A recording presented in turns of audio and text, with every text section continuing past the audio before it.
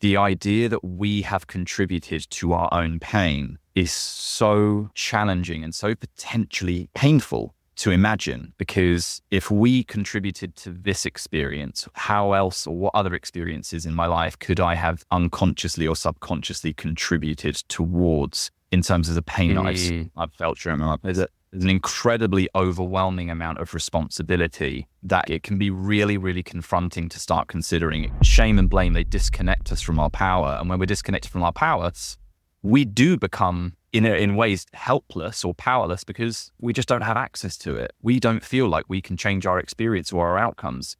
Things are going to keep happening to us. They're going to keep staying in the same patterns. We're going to stay stuck. If we're stuck in a victim mindset, we're actually allowing that story to completely disempower us from exploring all other avenues or possibilities or opportunities.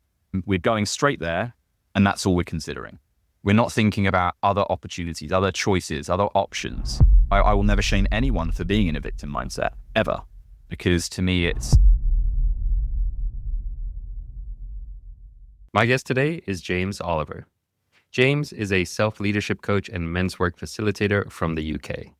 He works with impact-driven men from around the world to help them overcome resistance, self-doubt, and shame so that they can live freely, joyfully, and in pursuit of their highest potential and purpose. In today's episode, James and I talk about how to overcome victim mentality and embrace radical responsibility. Expect to learn the difference between victimhood and victim mindset, consequences of a victim mindset, how shame and the victim mindset intersect, the patterns that show up often with men, and practical tools and mindsets to help you reclaim your personal power. As a reminder, if you are struggling in your life, perhaps with victim mindset or feeling stuck, and if you're looking for support, get in touch with me today. Book a free discovery call to see how I can help you break free from self-sabotage and achieve a life that you truly love. I have a number of different options available to work with me, so if you're interested, just get in touch. The links for my discovery calls are in the show notes below.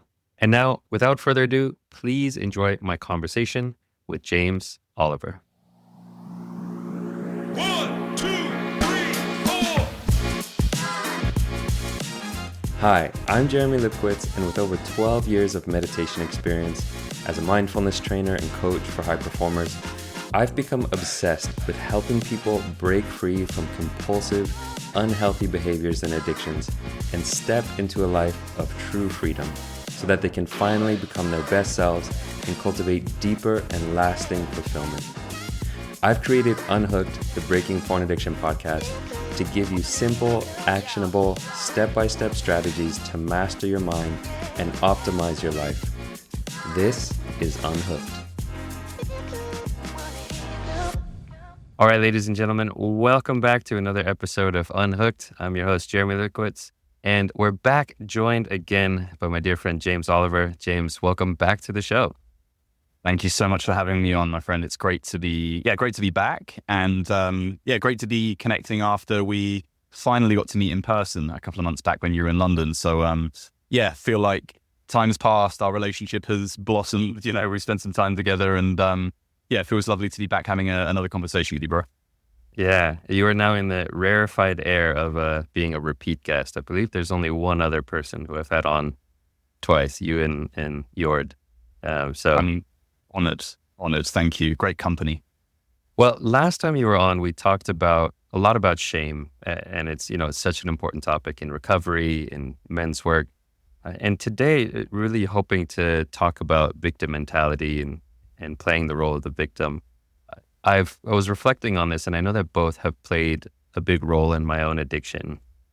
And I was just reflecting on the ways that they played a role. And in some ways, they're almost opposite ends of the spectrum, or two sides of the same coin, of ways that I give away my power. The ways when I'm in shame, I'm kind of not taking responsibility. I'm giving away my power, not realizing I can actually make a change. And the same with the victim mentality, the way that I'm not taking ownership and, again, giving away my power. I'm curious, why is this such an important topic for you? Yeah, when you invited me back on, and I was really excited. We were talking about which topics were potential points of discussion for us, and the the topic of kind of victimhood and victim mentality, both closely knit, but some key differences between those, has been very present in my life. It's been present and something that I've had to explore and kind of deeply inquire about. And, having done a lot of work on my own awareness of, first of all, my victimhood, where, like everyone can be a victim of circumstances in life, victims of poor behavior, trauma. We are all victims at a certain point. And, I reflected, I was doing some work reflecting on my kind of relationship with where I had been a victim of people, life, circumstances, upbringing. I think when we start figuring out whether we're doing some healing work or whether we're doing personal development work, we can bring these experiences, our traumas, our conditioning, the things that happened to us when we were growing up, or the things that didn't happen to us when we were growing up. This stuff can come into our awareness, and suddenly we become acutely aware of all of these things that potentially impacted our perspective and the way that we see things, the way that we see ourselves.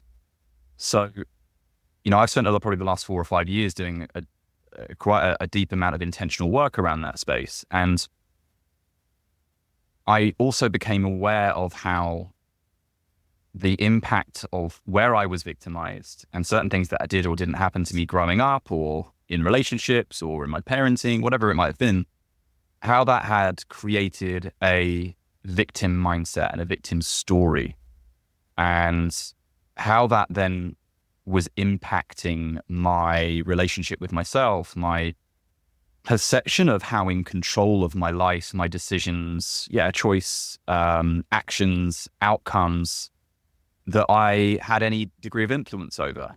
And so, it was, like I say, it's something that I've kind of been muddying my way through and kind of exploring intuitively for quite some time. But I think in the last 6 months, in particular, it's really come to the fore, and I've become very, very consciously exploring it. I've also seen examples in relationships, close relationships, parents, partnerships, friendships, where one, I'm recognizing people who are also stuck in the same state and the impact that it's having on, for example, my ability to connect with that person, to have a relationship with that person, to understand or support that person. But also where they effectively, as I'm trying to break free of my own victim story and victim mindset, and I'm really kind of doing the work to come back to self and feel more empowered and have that power to make decisions, to put myself first, to actually feel in control of the outcomes in my life, how that has created tension and friction and almost, it's really, it's been really jarring for certain people. It's created a lot of tension in relationships, and it kind of made me realize how we not only can get stuck in a victim mindset ourselves, but also that other people can be stuck with you. Their perception of you is that you are that victim mindset. So they get actually quite attached to it or comfortable with it, not consciously, but sometimes as you begin to change that narrative of how you own your decisions, how you take control of your life, that can be quite difficult for people to comprehend, to see those changes within you. So very long-winded answer, but it's just been something that's been I've been playing around with for some time. Yeah. Well, I'm really glad you bring this up, because it's a thought that I never had, and a way of looking at it. I never had that the victim mentality, not only is it yourself locking yourself in that prison, but in some ways you're locking other people in that prison with you in terms of how they view you, and you're kind of locking that story in terms of the interpersonal relationships you have with others as well. It's not just affecting yourself. I'm curious if you could just speak a little more about the difference between victimhood and victim mentality. Yeah, for sure. So when discerning the difference between the two, it's really important that we get clear on this, right? The difference between victimhood and victim mentality is that when we're talking about victimhood, we're talking about experiences that have caused us a genuine harm, injustice, trauma. They are things that happen to us, likely without our consent, that have had a lasting impact, that have hurt us, harmed us, caused us some sort of physical, emotional, negative impact. And, everyone will be, either has been or will be a victim in their lives. These will happen to you that you didn't want, didn't choose. This is part of the human experience. We are not in control of every aspect of our lives and the things that happen to us or around us. So we will all be victims of people, circumstances, ourselves. Sometimes we can harm ourselves when, operating from a wounded place or operating with limited awareness of what we're doing or why we're doing it. The victim mindset is really when we get stuck in a victim mindset, this is where we are staying stuck in the story of the pain or the blame that was kind of inflicted on us as a result of being victimized. And what happens is, this is it's quite heavily tied to, the impact of shame, for example, is that when we are hurt, we internalize that experience and we effectively make it about our sense of worth. When it comes to a victim mindset, this would be a really great example of the impact of something like that, because we're basically seeing the example of where we were victimized, where someone hurt us or someone rejected us, abandoned us, caused us harm. And that has an impact on our perspective, the lens through which we start seeing the world or the experiences that are happening around us. So effectively what we're doing is we're taking the experience that we had as being a victim, where we were genuinely victimized, and then we are projecting it onto our current events, current circumstances, current conversations, current relationships. And we're seeing through that kind of distorted, harmful lens, we're only seeing a story that is effectively perpetuating that feeling of I'm a victim, I'm not in control, life happens to me, I can't change my circumstances, and it becomes a really, really disempowering, really hurtful, very difficult way to move through the world and to experience life. So I would say that the kind of key differences.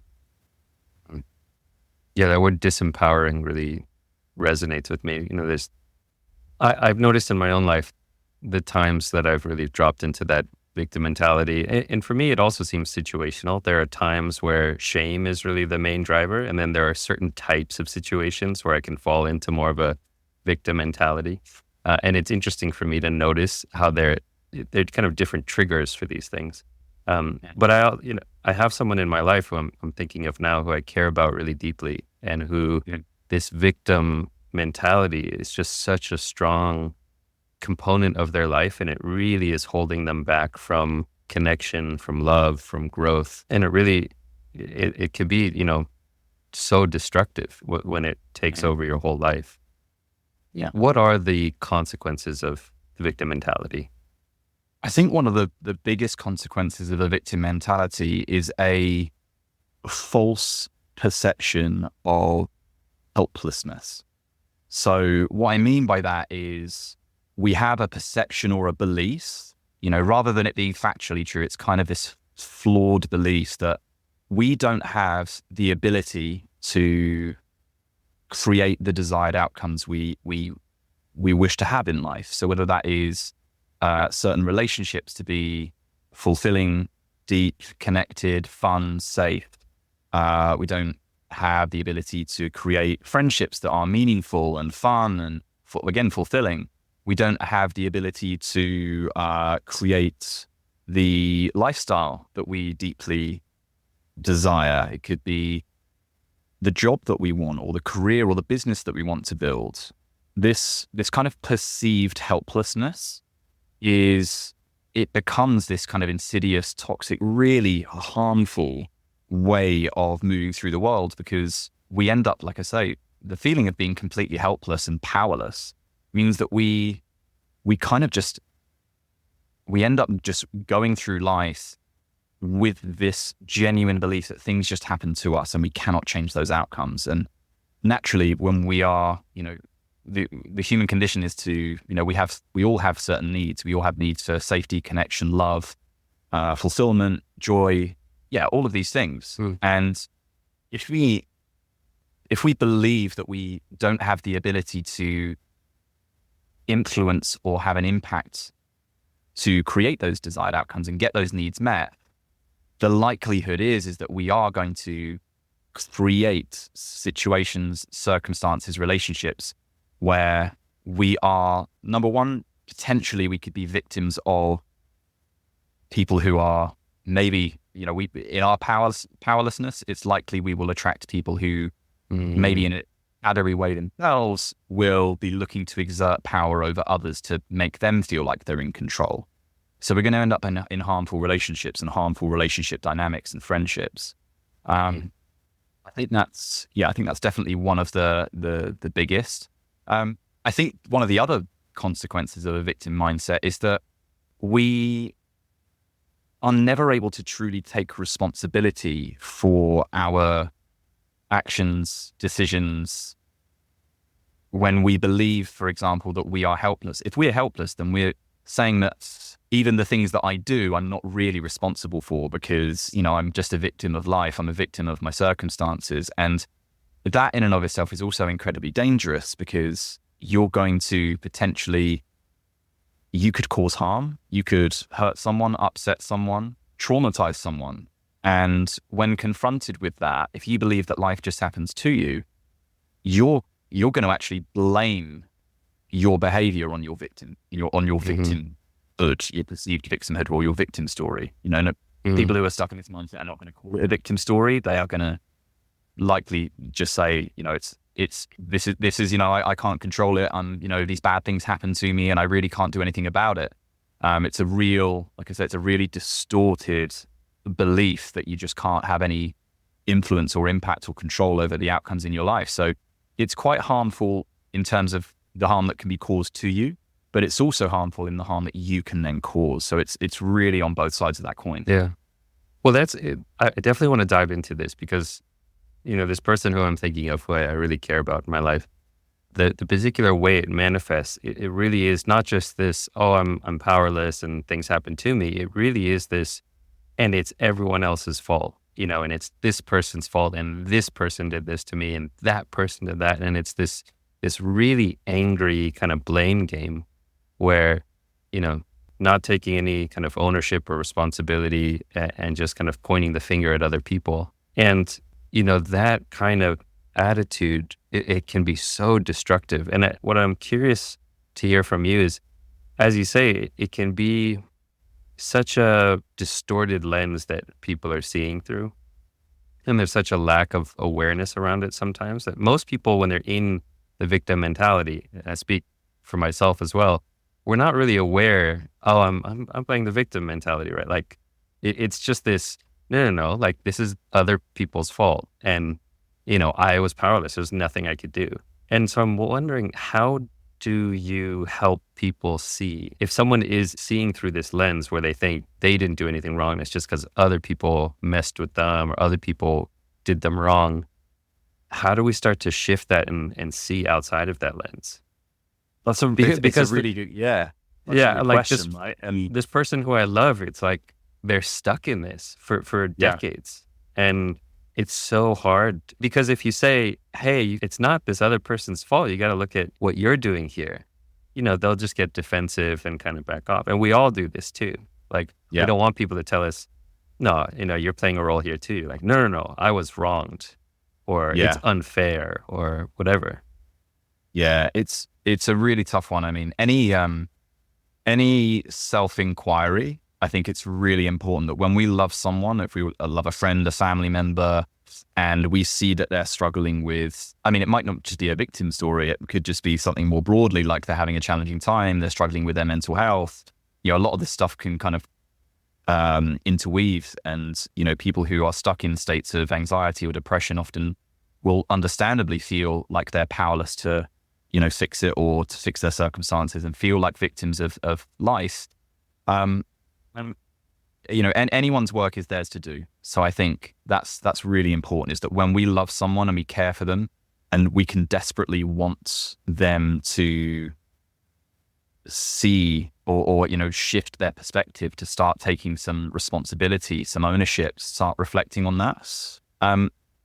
Is number one is that if they're feeling stuck in it, it means that there is some or invalidated or not yet validated pain.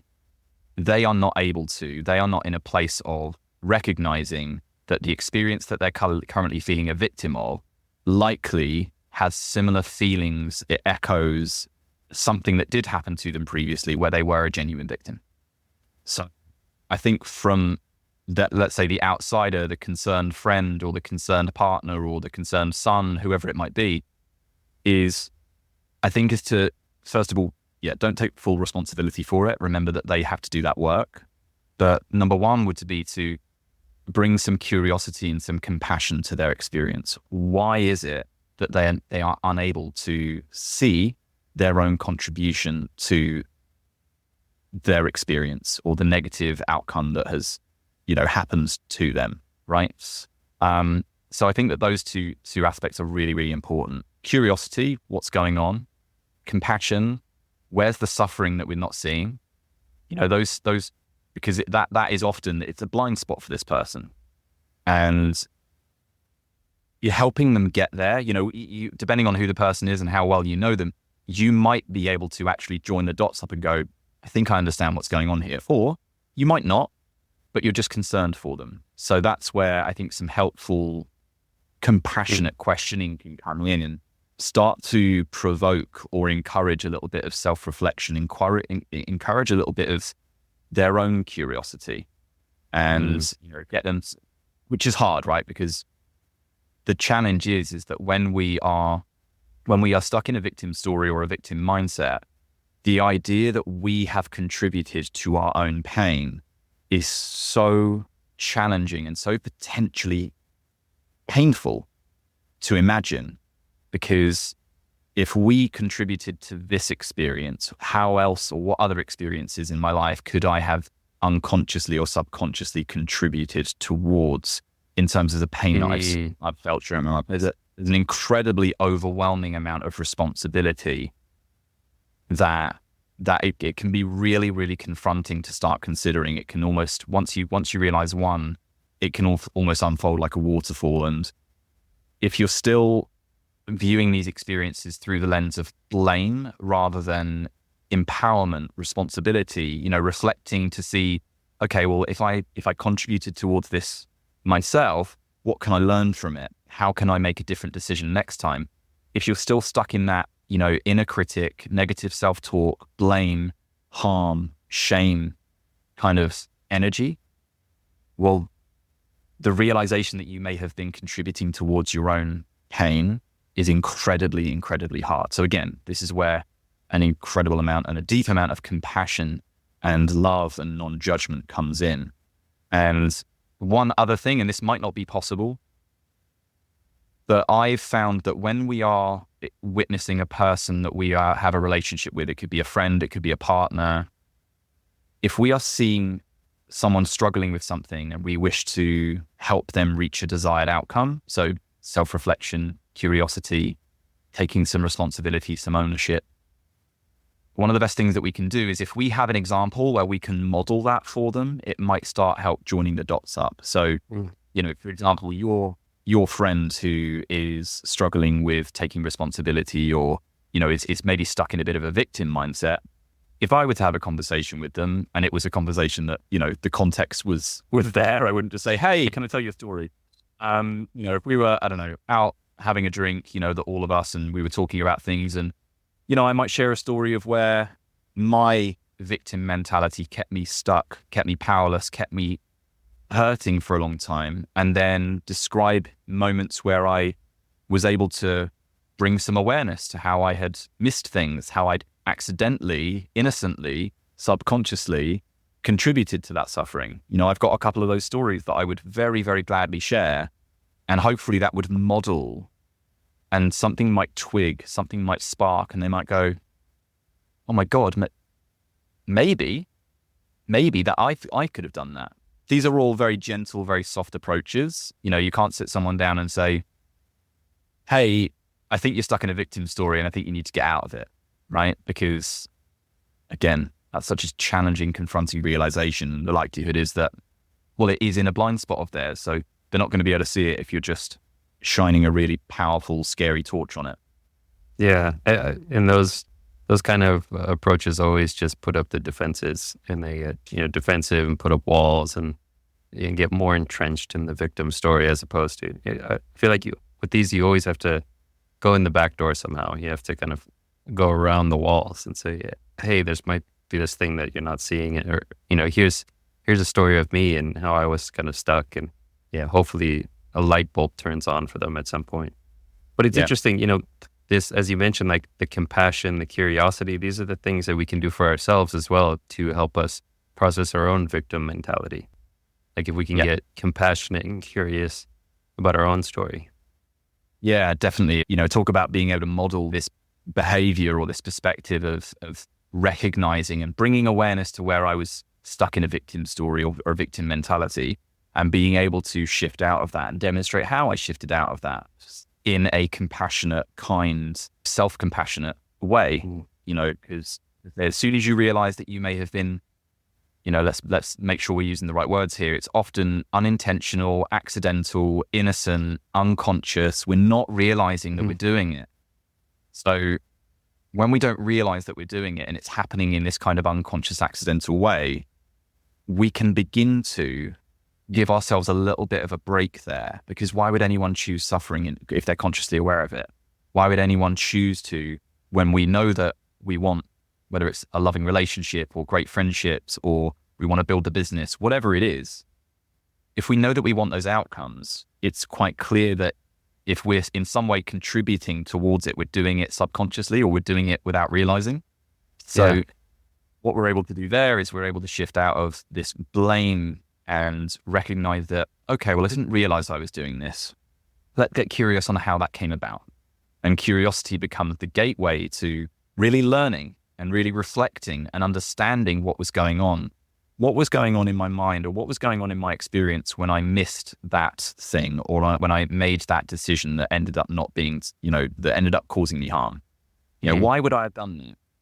We start to, hopefully begin to shed some light on it and begin to take the lessons out of it. And as I say, those things are all empowering. They're helping us. We're learning, and we're able to then choose, hopefully with it, this is the work around victim mentality, is if we're faced with a situation that looks or feels similar, we've got the experience and the knowledge of the time that it happened before to recognize that we're potentially about to go down the same road, and we have the opportunity to then choose to do something different. And that's really, radical ownership, radical responsibility. And we've kind of taken our power back. We're no longer falling victim to that victim mindset.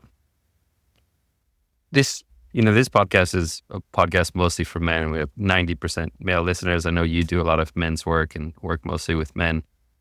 Are you able to talk about what are some of the common ways that victim mentality shows up specifically for men? Like, are there certain arenas of life, or, like one that I can think of for myself was dating, dating was always, it's not fair, blah, blah, blah. And all the ways I'm curious, are there certain topics that typically come up for men? I think the best way to identify it is to look for patterns. So look for patterns that are happening in your life, patterns of behavior or outcomes that you feel stuck in. So, an easy one would be addictions. Okay. So, if you're stuck with a porn addiction, if you're stuck with a gambling addiction, a sex addiction, if you're stuck in a behavior and a cycle and you're unable to break free of that, it would be, to me, it would make all the sense in the world that at some point you're going to start feeling, or you'll likely have spent a long time feeling, a victim of your addiction. And the important point here is that there is a real sense that there is victimhood present. Okay. I would say when you bring awareness to the addiction, and perhaps do nothing with that and don't start trying to, seek help, find outcomes, get support, you're probably then slipping into a victim mindset. Okay, you're stuck in that behavior. But other ones would be things like dating. It's a great example. I mentioned that I have stories of where I was stuck in I was stuck in my own victim story for a long time. And one of them was about a relationship that ended about 6 or 7 years ago. And the story that I told myself was that in 2018, I had a really challenging year. I lost a friend of mine, very close friend of mine, to suicide. Shortly after that, my partner cheated on me and left me for another guy. And then shortly after that, I struggled with my mental health, and it reached a point where I couldn't support myself and I couldn't run my business. So I had to close my business and go back to employed work.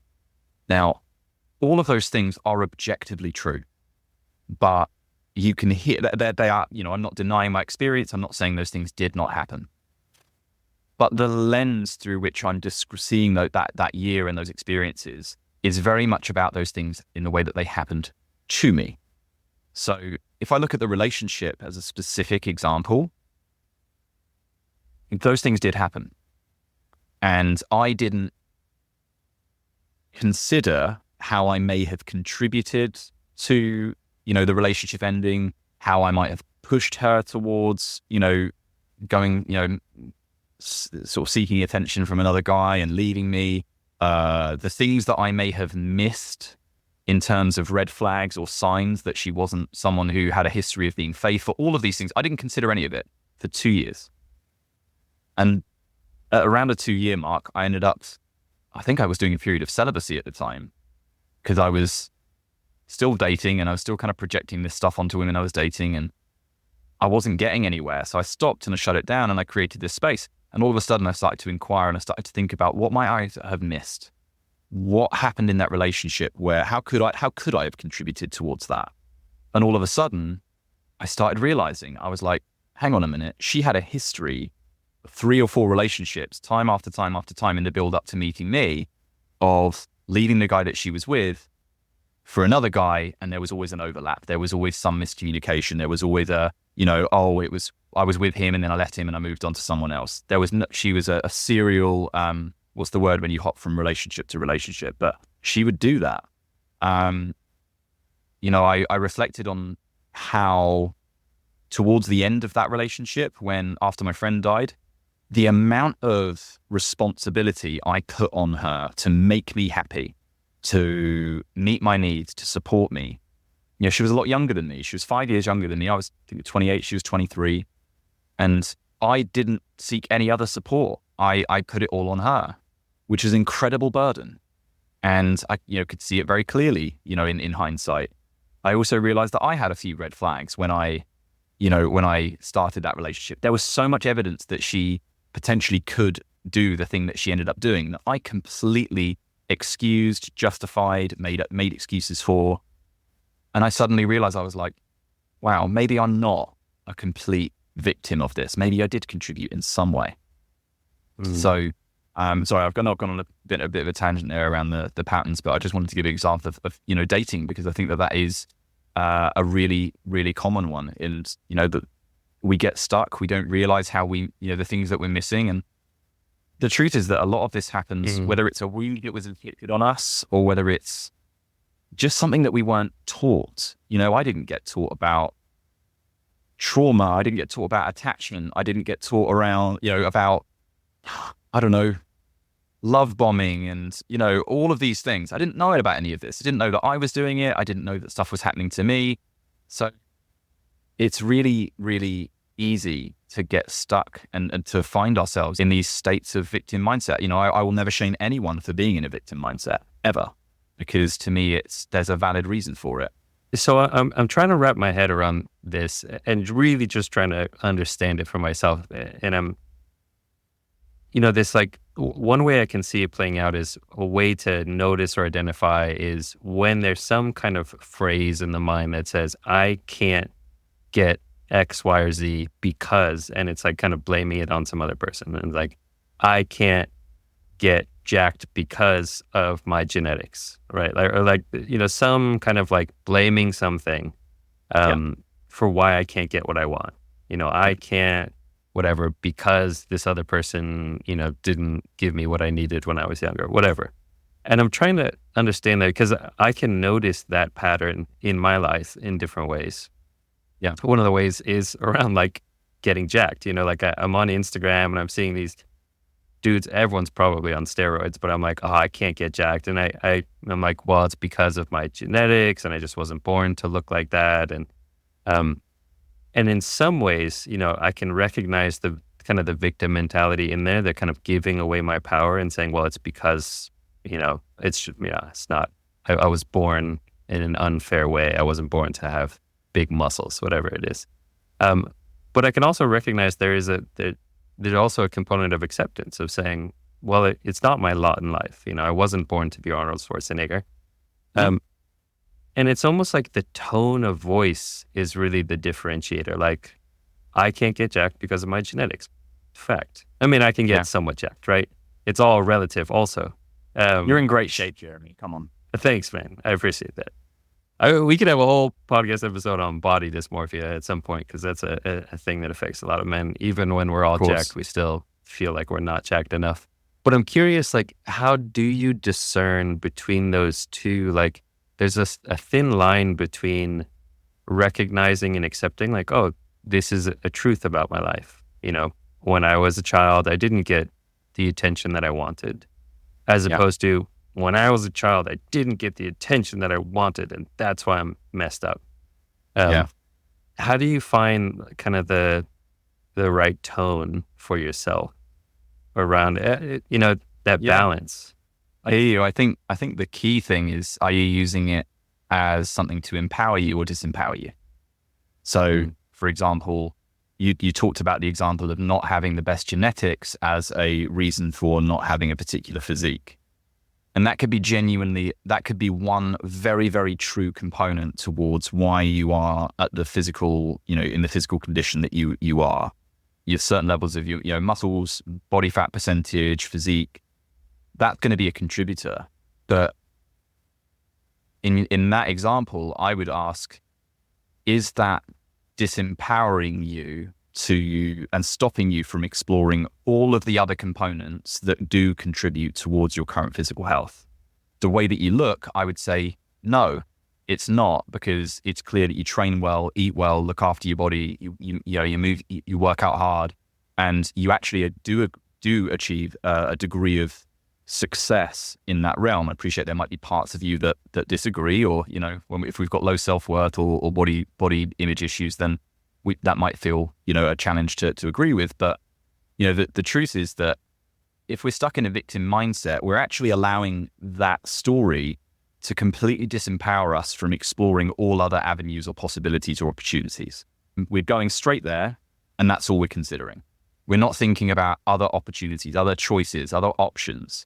You not having the best genetics doesn't stop you from potentially working with an incredible trainer, or adopting an amazing, workout plan, eating incredibly well, nailing all of your macros, getting great rest and recovery. It doesn't stop you from exploring and really maximizing all of those other parts of, your fitness journey. But so therefore, you recognizing that you don't have Arnold Schwarzenegger's genetics doesn't disempower you from looking at, I don't have the genetics, but what can I do? So victims, the victim mindset or the victim story disempowers you. Acceptance of a limitation or a very real truth doesn't stop you from exploring other options. A great example, and I don't know him personally, but there's a guy called Ed Jackson who I went to school with his wife. He's a former rugby player who, I can't remember how many years ago it was, but he dived into the shallow end of a swimming pool, and he severed his spinal cord in his cervical, I think it was his cervical vertebrae in his neck, basically. He broke his neck. And he was categorically told he would never walk again. He would be in a wheelchair for the rest of his life. I think that's what he was told, but there was absolutely no chance in him walking again. No chance. No doctor gave him a hope in hell. And he could have taken that advice, allowed that victim story to build and say, well, I broke my neck. I'm never going to walk again. That's it for me. But he didn't. He began to, number one is he had the opposite mindset. He was like, I'm not taking this. I don't believe this. I'll get other opinions. I'll do extra work. I'll speak to whoever I need to speak to. I'm going to beat this, right? Which is an incredibly inspiring mindset. Okay. But because he didn't fall into a victim mindset, he was a victim of an awful circumstance. He broke his neck. It completely changed the course of his life. But by not falling victim to the story that he could have very, very easily and understandably fallen victim to, he was then able to actually, through a number of years of incredibly hard, discipline, rehabilitation, perseverance, he was not only able to start learning to walk again, he still has, challenges walking, challenges with all sorts of, his lifestyle is completely different, but he climbs mountains now. He did a challenge in lockdown where he climbed the height of Everest by walking up and down his stairs. He's an incredibly inspirational guy. And that is, for me, the best example of not going straight to the story of, well, this thing happened to me, so therefore I'm powerless. He went, this did happen to me. It's very true it happened to me, and it will undoubtedly impact me for the rest of my life and stop me from doing certain things. But what can I do? He continued to explore, where do I still have power? Where do I still have choice? Where do I still have an ability to positively impact my life, my experiences, my outcomes? So I think that's probably the difference. Yeah. I love what you said at the end there, which is just asking yourself the question, okay, well, what can I do? Because I find that the victim mentality, it just shuts you down right there. And it gives you this idea of like, why even bother? Why bother trying to break free from my porn addiction? I'm a victim of this. It's not my fault. It's because of X, Y, or Z. Same with going to the gym. Like, okay, well, I don't have the best genetics, so why even bother trying to get in shape? Because I'm never going to look like this person. As opposed to, okay, here I am. Everyone's different. I didn't have exactly what I wanted, or I do have some benefits. Okay, what can I do from here? It's it's a more empowering mindset. Yeah, absolutely. I couldn't agree more. And I think this is also where, you and I had a great conversation about shame beforehand, and it's a big component of the work that I do. And I think this is where there are real crossovers between shame and, of the victim mentality or victim mindset, because when we experience, when we carry shame, we have this felt sense, again, it's a distorted view or a belief that there is something inherently wrong with us, broken, something unlovable, unworthy. And that is something that's been inflicted on us. It's a belief that feels so deeply true. But if you are broken, unlovable, unworthy, powerless, if there's something wrong with you and there's perceivably no way of fixing that brokenness or unworthiness, well, the likelihood is that you will then move through life with a victim mindset because you cannot change that. And the truth is that shame is, whilst it's a deeply rooted, painful kind of emotional wound that again gets inflicted on us and it distorts our perspective of ourselves, it's still something that is not, it's still not true. So being able to discern or separate from that truth, a victim mentality or a victim mindset could be an extension or a branch of like a version of shame, because they are effectively, these are gateways to things happening to you that you seem to believe you have no way of changing or altering in terms of the outcome. The insight that just came to me is that in some sense, the shame and victim mindset are the same thing. And there's something wrong with me. And it's just, who's to blame? Like with shame, there's something wrong with me and I'm to blame. There's something wrong with me and I did this bad thing and I'm the reason that there's something wrong with me. And with victim mindset, there's something wrong with me and it's this other person's to blame. And that person's to blame and this incident's to blame. It's like exactly. There are two flavors of the same thing, which is there's something wrong with me. And either I'm to blame or someone else is. And shame and blame are, again, so closely linked. But what they both do is they disempower us and they stop us from taking responsibility. They stop us from being able to, they stop us from connecting to the power that is in us, but that has just, we've become severed from it. Shame and blame, they disconnect us from our power. And when we're disconnected from our powers, we do become in ways helpless or powerless because we just don't have access to it. We don't feel like we can change our experience or our outcomes. Things are going to keep happening to us. They're going to keep staying in the same patterns. We're going to stay stuck. So yeah, the cool thing about that is like, it also points to that there's actually, like there's two ways to then deal with it. One is to take back your power and say, okay, I can do something here. The other is to realize there's nothing wrong with you. So like, for example, with my story of getting jacked in the gym, it's like, okay, one way to solve that would be, no, I do have the ability to go to the gym and get more jacked, whatever. The other pathway would be, there's nothing wrong with me as I am, I'm just as sexy this way as I would be if I looked like Arnold Schwarzenegger kind of thing. It's like, there's nothing wrong with me. So both are ways to kind of heal that victim mentality and that shame. Absolutely. And I think, it's really important to say at this point that, what you've just described, letting go of the idea that there is something wrong with you is incredibly challenging work. That requires an unbelievable amount of, deep inner work and an incredible amount of self-compassion and time and space and love. And, it involves sitting with the parts of us that do feel genuinely broken, that do feel truly unworthy of love, of joy, of everything. So it's deep work and it takes some time, but that is ultimately what you need to do. Is you need to be able to separate from and begin to provide evidence to the parts of you that believe you're broken, that you're not broken. And that, again, it will take time, but it's incredibly worthwhile work. Yeah, I mean, it lies at the heart of so many of the spiritual traditions in the world. Like just that fundamental thing of recognizing you're not broken, recognizing you are whole just the way you are, kind of thing. Like that really, it's at the root of a lot of different spiritual traditions. Whether you're talking about Buddhism or Christianity or plant medicine from jungles, it's all of it's kind of recognizing you're already enlightened or you're already whole. Yeah. Can you share some actionable steps or exercises that people can do to start overcoming the victim mindset? Yeah, absolutely. I think that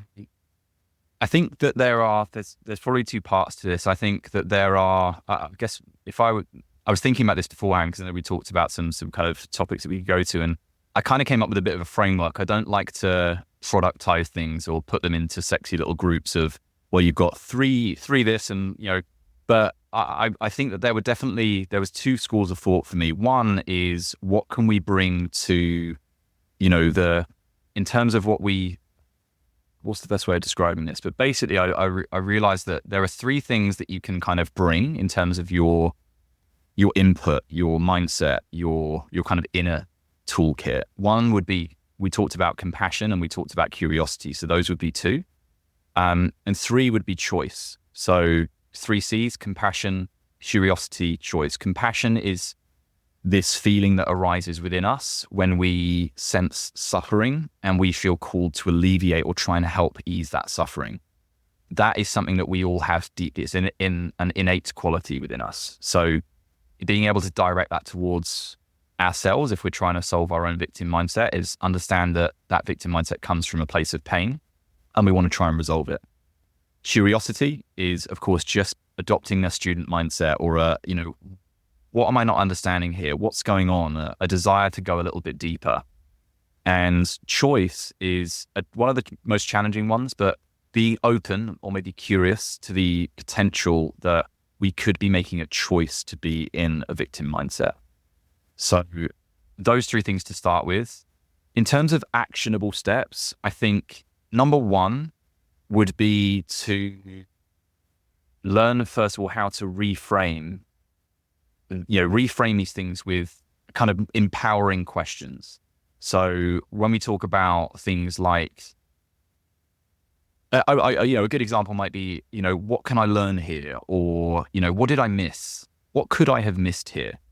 They imply the kind of innocence and the accident and the unconsciousness. It wasn't an intention to cause myself harm, but it just evokes empowering kind of curiosity. What could I have missed here? What could have happened here that I didn't realize? What went on? So I think reframing with those empowering questions. Number 2 would be nervous system regulation. So when we are stuck in states of victimness, we're often stuck in a freeze state, or a state of shutdown, a state of helplessness.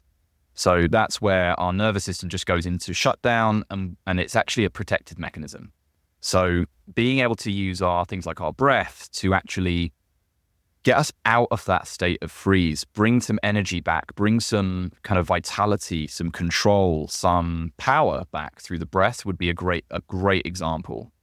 And the third one would be just to connect with this idea of radical responsibility.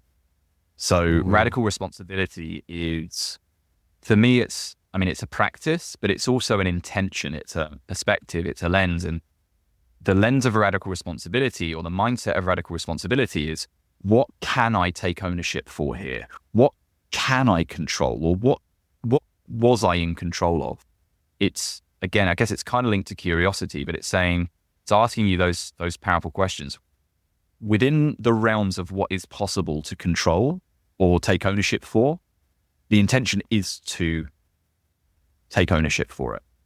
To actually say, that I did do that. I might not have meant to, or I might not have realized, but I did that. And I can see that now, and I can choose to do something differently next time. So 3 C's, compassion, curiosity, and choice. The 3 R's, reframing, responsibility, and regulation. How's that? Well, it's beautifully packaged and productized, and I sense an online course coming soon.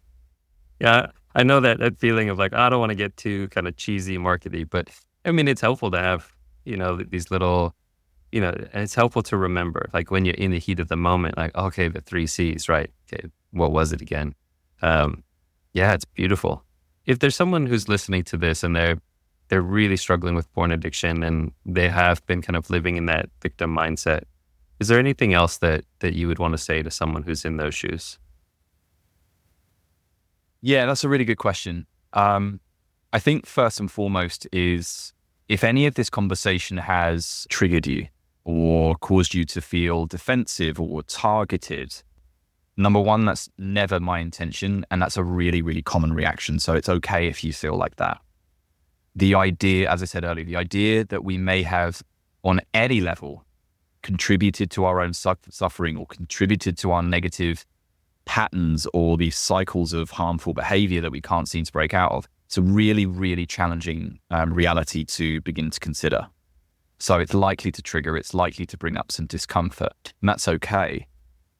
The reason that I feel this is such an important topic and something that is ultimately designed to empower, to instill a sense of control is because once you can get your head around this, and it might take some time and it might be really hard, but when you can begin to explore this idea of being stuck in a victim mentality, you then automatically become open to the idea of, well, how do I break out of it? How do I begin to then take some control back in my life? It's all about empowerment. It's never meant to shame anyone. It's never meant to blame anyone. It's never meant to, one of the key differences between kind of blame and understanding is when we blame people or we shame people, we're kind of insinuating that they deserve to be suffering. And that is never, ever, that's not what I'm saying. And I have never said that, and I would never say that.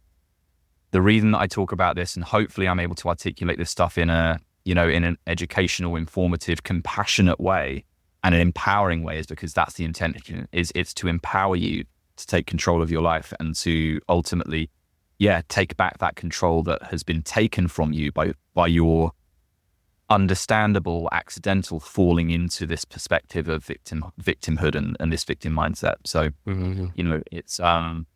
it's be gentle, be kind, be compassionate with yourself. And like I say, three C's, three R's, I think would be a really, really great place to start. Yeah, beautiful. I love that what you just brought in about one of the challenges of breaking free of this is it feels like any ownership that you take, it's almost kind of this saying, well, I deserve to suffer. It's like, well, I've deserved this because it's my fault. But just to let that go and say, no, I don't, it's not that I deserve this. It's just, I played a role in that, and it's time to take back my power and do something about it. Yeah. And if this is where, again, we say shame is so closely linked, because if we do slip into that mindset, well, we are saying, and we start to believe, well, maybe I do deserve this. I deserve to be suffering. Again, we're going down the avenue of disempowerment. If we can say, well, I don't deserve to suffer, but I can see, and I didn't mean to suffer, but I can see now how clearly, or a bit more clearly, how I contributed towards that suffering. Well, that empowers me to learn from it and potentially make different decisions next time I'm faced with a similar situation. And those are the moments where we can break the cycle, break the pattern, and create different, more desired outcomes for ourselves and our relationships and our lives moving forward. Well, man, last question. Where can people get in touch with you if they want to learn about the coaching work you do, your offerings? Where should they get in touch? Best would be Instagram, DMs. What's my Instagram? @I am James Oliver. Just drop me a DM. I'm in the process of, first of all, I've just released a free guide, which is centered around shame and how you can uncover and begin to heal your shame. I work with people one-on-one in private mentorship, and I'm looking to run a group, hopefully a really accessible group program in the new year. So if any questions, just drop me a message. More than happy to support in any way I can. Awesome. Well, we'll link that all in the show notes. All right, folks, that's it for today. Thanks for tuning into another episode of the Unhooked podcast. We'll catch you guys on the next episode.